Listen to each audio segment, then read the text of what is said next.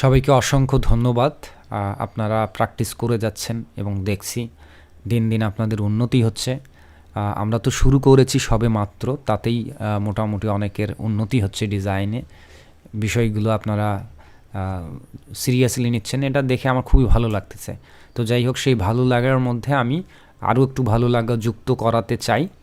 প্রথমত হচ্ছে যে আমরা এখানে আসি আগে, এই যে ইউটিউব চ্যানেল কীভাবে ক্রিয়েট করা হয়, ইউটিউবের এইখানকার লোগোটা কীভাবে পারফেক্টলি সেট আপ করতে হয়, প্লাস কাভার, তারপরে অ্যাবাউট আস, এসইও অপটিমাইজ, সেই সঙ্গে আমরা ফেসবুকেরও শিখেছি আমরা এবং কথা বলেছি যে আমরা ইনস্টাগ্রামের জন্য শিখবো, টুইটারের জন্য শিখবো, লিঙ্কডইন, বিহেন্স, মোটামুটি যে প্রসিদ্ধ যে সমস্ত সোশ্যাল মিডিয়া সেগুলো নিয়ে মোটামুটি শিখবো, রাইট?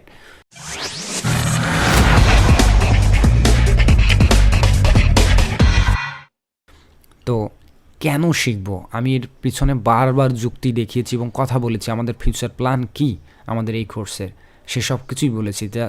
যাই হোক, আবারও আমি সংক্ষিপ্তভাবে উল্লেখ করতে চাই।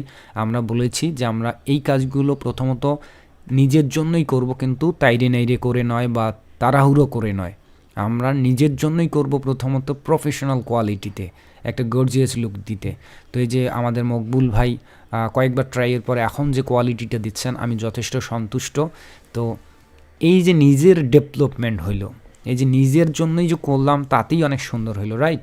তো যখন নিজের আপনি সুন্দর করতে পারতেছেন নিজের জন্য কাজটা, তখন কিন্তু আপনি একজন ক্লায়েন্টের জন্যও কাজটা করতে পারবেন। আমি এই কথাটা বারবার বলেছি যে নিজের জন্য তো লাগবেই মাস্ট, এবং পাশাপাশি যদি আমরা এটাকে উন্নয়ন করতে পারি তাহলে কিন্তু আমরা ক্লায়েন্টের জন্য সার্ভিস দিতে পারবো। এবং আমি বারবার ফাইবারে দেখিয়েছি যে অসংখ্য এই রিলেটেড সার্ভিস সেখানে অ্যাভেলেবল, বা অনেকেই দিচ্ছে এবং ওটার চাহিদা আছে, এবং অনেক বায়ার বা ক্লায়েন্ট রয়েছে এই সার্ভিসগুলো নেওয়ার জন্য। তো যাই হোক, তো আমি একটা লাইভ প্রজেক্ট দেখাতে চাই যে এই জাতীয় কাজগুলো যখন আমরা ক্লায়েন্টের জন্য করি তখন মূলত কী হয়। তো এটা একটা আমার ক্লায়েন্টের ফাইল, এটা মূলত পিডিএফ ফাইল। আমি এই পিডিএফ ফাইলটি আপনাদের এখনই দিচ্ছি, কিছুক্ষণের মধ্যেই দিচ্ছি গ্রুপে। তো এখানে দেখেন ড্যাভিন গভ ব্র্যান্ডিং গাইড, হ্যাঁ, ব্র্যান্ড গাইড বলতে কী বোঝায়? এখানে 13 পেজ আছে, 13টা পেজ আছে, পিডিএফ ইবুক আছে 13টা। এখানে যাবতীয় কিছু রয়েছে বিস্তারিত। আমি একবারে সংক্ষিপ্ত কথায় বলি, ব্র্যান্ড গাইডটা কী। যখন কোনো একটা ব্র্যান্ড বা কোম্পানি বা এজেন্সি নতুন আবির্ভাব ঘটে বা লঞ্চ হয়, যেটাকে আমরা বলি, তো সেটা হওয়ার সময় তাদের একটা বিশেষজ্ঞ টিম, সেটা গ্রাফিক্স ডিজাইনার হতে পারে অন্য কেউ, তারা একটা ব্র্যান্ডের জন্য, নতুন ব্র্যান্ডের জন্য একটা ব্র্যান্ড গাইড তৈরি করে দেয়। এই ব্র্যান্ড গাইডের অর্থই হচ্ছে যে আপনার ব্র্যান্ডের লোগো কেমন হবে, কালারগুলো কেমন হবে, ফন্টগুলো কেমন হবে, এবং ব্র্যান্ডের নামকরণের ক্ষেত্রে কেন এই নামটাই হবে, এবং এই কোম্পানির উদ্দেশ্যসমূহ কী কী, বা কেন কীভাবে কাজ করা হবে, লোগোটা কেমন হবে, এভরিথিং। এবং সেটা মকআপে বা বিভিন্ন ড্রেসে, বিভিন্ন পরিবেশের সঙ্গে সেটার এনভায়রনমেন্ট কেমন হবে, এটা ডিজাইন কেমন হবে, থিম, এভরি ডিটেলস এর মধ্যে বর্ণনা থাকে। ঠিক আছে, এখানে দেখেন প্রাইমারি টার্গেট, তাদের কোম্পানির মিশন, ওভারভিউ, যা কিছু আছে এখানে, হ্যাঁ, স্লোগান, অনেক কিছু আছে। তো আমি অ্যাট দ্য মেইন পার্টে চলে যাচ্ছি এবং মেইন টপিক্সে, যে এই কোম্পানির জন্য আমার একটি কাজ করতে হবে। সেটি হচ্ছে তাদের সমস্ত সোশ্যাল মিডিয়াগুলোকে এই ব্র্যান্ড গাইডলাইন বা গাইড অনুসরণ করে সেখানকার cover, profile picture, everything design করে দিতে হবে, এবং সেটার জন্য অবশ্যই ব্র্যান্ড গাইডলাইন অনুসরণ করা হয়। তো এই কাজটি আমাকে করতে হবে। তো আমি আপনাদেরকে এই ফাইলটা দিয়ে দেবো, আপনারা এটাকে অনুসরণ করে দেখি আপনারা প্র্যাকটিস করেন। নট ফর ফাইনাল, আপনাদেরকে ছেড়ে দিচ্ছি যে আপনারা ক্লায়েন্ট বেস কাজ একটু প্র্যাকটিস করেন যদি মনে করেন। আর যদি কেউ না করতে চান, কোনো চাপ নেই।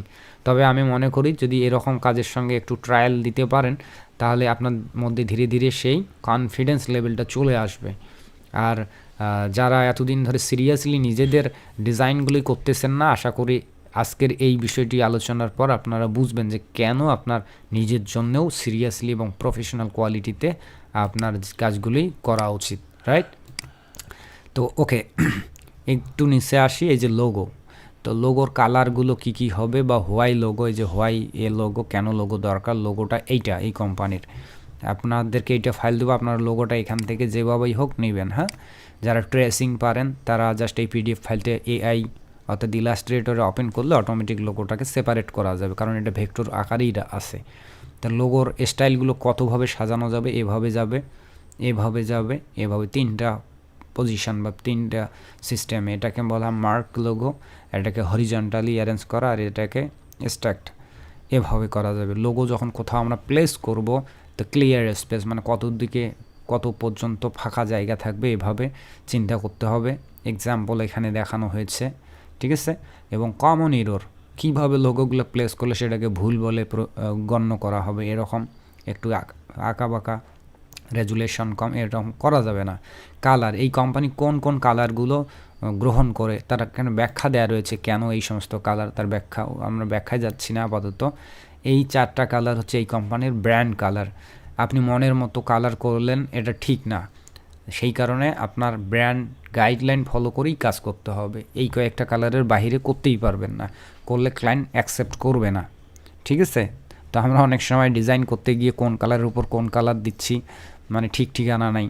তো একটু যদি নিচে আসি, এই কালারগুলো যদি আমরা একটু টেম্পারেচার কম বেশি করতে চাই তাহলে এইগুলোকে অনুসরণ করে করতে হবে, ঠিক আছে। তো কমন ইরোর, লোগোগুলো দেখেন এটা ব্ল্যাক কালারের উপর আপনি এই কালার দিতে পারবেন না, তাহলে ইরোর হবে, অর্থাৎ রেজুলেশনের সমস্যা দেখা দিবে। এটা যদি এটা এরকম করেন তাতেও রেজুলেশনের সমস্যা দিবে, এখানে যদি এরকম করেন তাতেও রেজুলেশনের সমস্যা। তো আমরা দেখেন যখন আমরা প্রফেশনালি কাজ করি, যখন কোনো ব্র্যান্ড গাইডকে অনুসরণ করি, তখন কত কিছুকে আমাদের লক্ষ্য রাখতে হয়।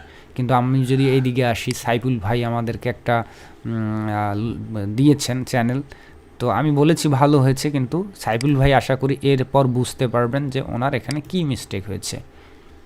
এই যে সাইফুল ভাইয়ের সব কিছু ঠিক আছে, এই যে এখানকার যে লোগো কালার, কোন কালারের সঙ্গে কোন কালার কম্বিনেশান হয় এইটা উনি কম জানেন, ঠিক আছে। এই কারণে ওনাকে কালার নিয়ে অনেক প্র্যাকটিস করতে হবে, অথবা অন্য কোনো লোগো কোম্পানির ব্র্যান্ড, নামি দামি ব্র্যান্ডের তাদের কালার কম্বিনেশন ফলো করতে হবে, অথবা যে সমস্ত ট্যাম্পলেট থাকে সেই ট্যাম্পলেট অনুসরণ করতে হবে। নিজে থেকে কোনো কিছুই করা উচিত হবে না, শুধু তিনি কাস্টমাইজ করবেন এতটুকু।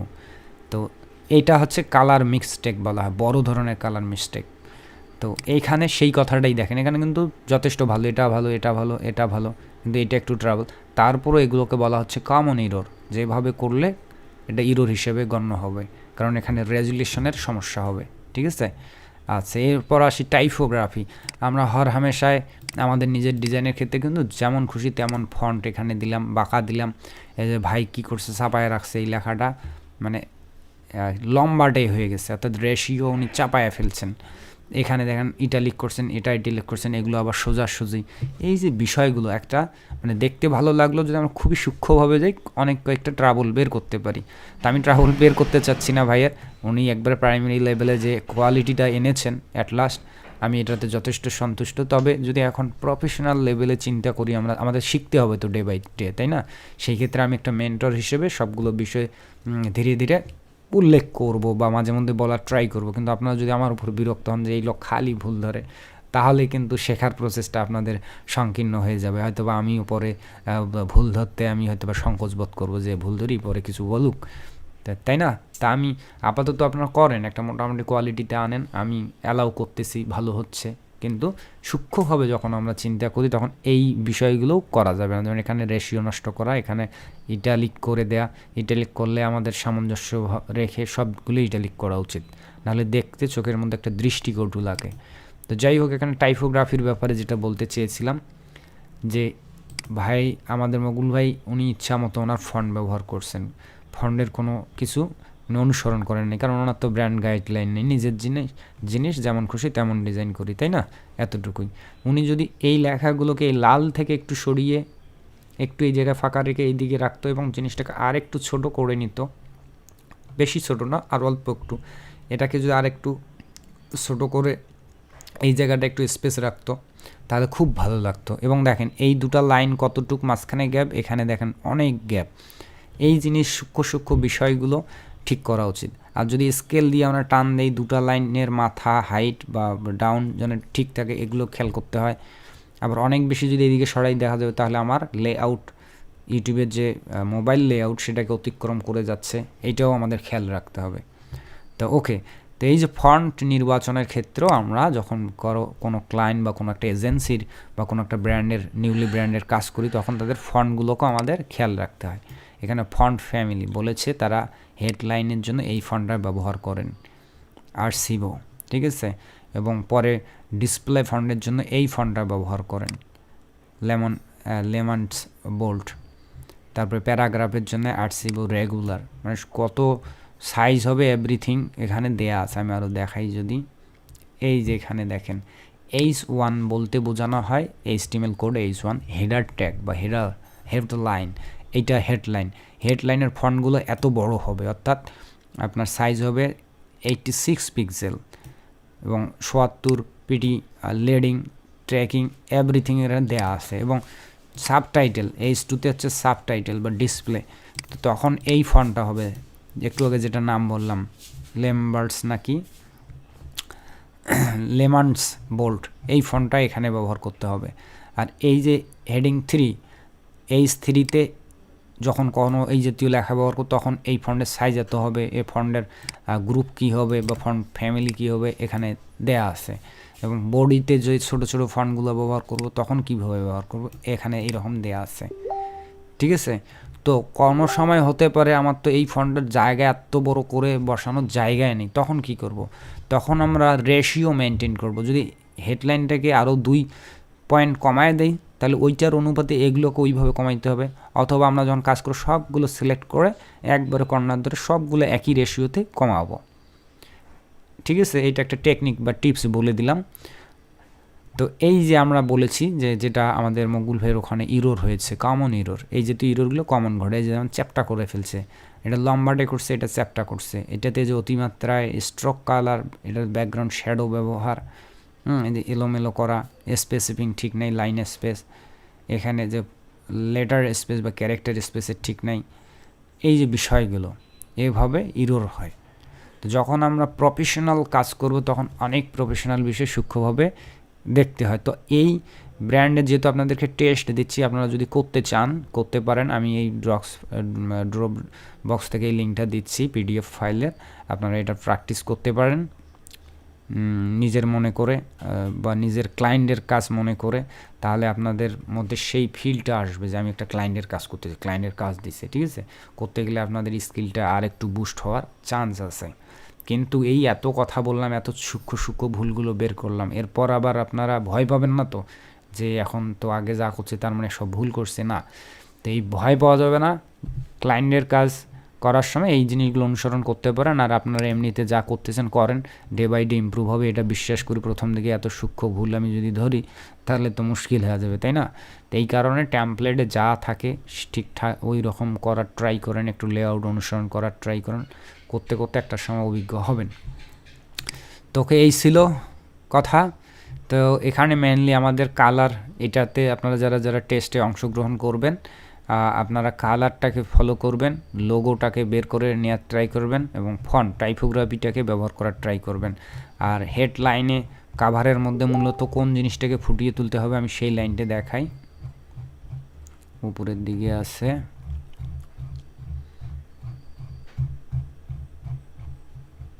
আমি এই কারণে আমার ক্লাসগুলোতে অনেক বেশি কথা বলি, কারণ কথা না বলে তো আসলে বোঝাইতে সক্ষম হব না যে কেন কি এই জিনিসটা এক্সপ্লেন করা উচিত, এই কারণে একটু কথা বেশি হয়ে যায়।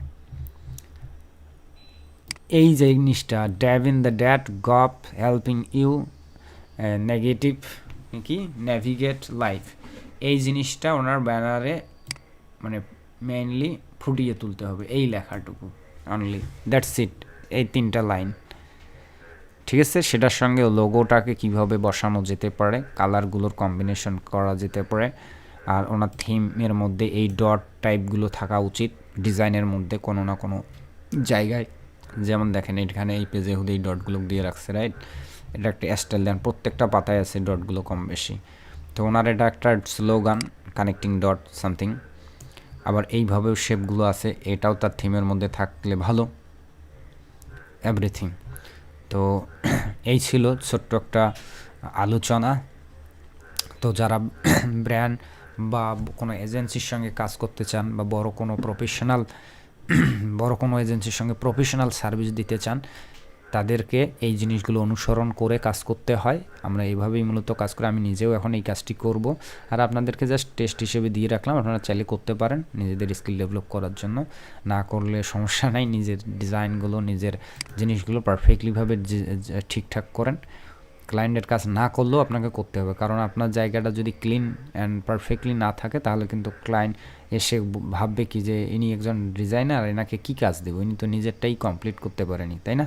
তো এ পর্যন্ত যতজনের দেখতেছি আমি মনে হয় এনার কাভারটা আমি মোটামুটি একটু ফ্রেশ ভালো লাগতেছে আর কি, মোটামুটি লাইনে। যেমন এখানে উনি প্রোফাইল পিকচারটা অনেক পারফেক্টলি ম্যাচ করছে। অনেকে ভাববেন এখানে আবার কী আছে, তা এখানে তো ছবি আপলোড দিলে হয়, তাই না? তো না, এখানেও যদি আপনি ঠিকঠাক মতো অনুসরণ করতে না পারেন, অনেকেই এখানেও বিগ মিস্টেক করে। আমি যদি দেখাই, আমাদের টুম্পা দিদি দেখেন কত বড় মিস্টেক করছে, এত বারবার আলোচনা করি দেখাই, তারপর একটা প্রোফাইল পিকচারে উনি ঠিক করতে পারেনি পজিশনিং। দেখেন এখানে ট্যাগলাইন, ওই যে বললাম সেদিন যে বাসের চাইতে কঞ্চি বড়, ব্যাপারটা ওই রকম।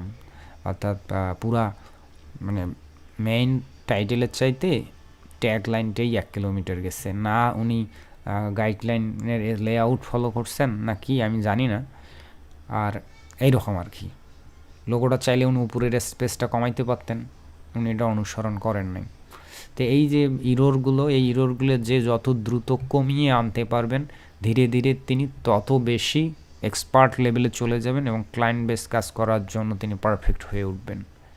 এটাই, আমরা এআই দিয়ে কাজ করব, কিছু কিছু কাজ, ম্যাক্সিমাম কাজই এআই এর সহায়তা নেব, নো প্রবলেম। তারপরে যে কমন সেন্স বা এই যে জিনিসগুলো, এগুলো আমাদের বুঝেই করতে হবে, কারণ এই জায়গাগুলোতে আপলোড তো আমাদেরই করতে হয়, এআই তো এসে আপলোড করবে না, তাই না? ধরলাম একটা এআই দিয়ে ভালো লোগো তৈরি করলাম, কিন্তু আপলোড করার সময় আমাদেরকেই ভালোভাবে দেখে শুনে কীভাবে আপলোড করলে বেটার হবে সেই জিনিসগুলো আমাদের খেয়াল রাখা উচিত।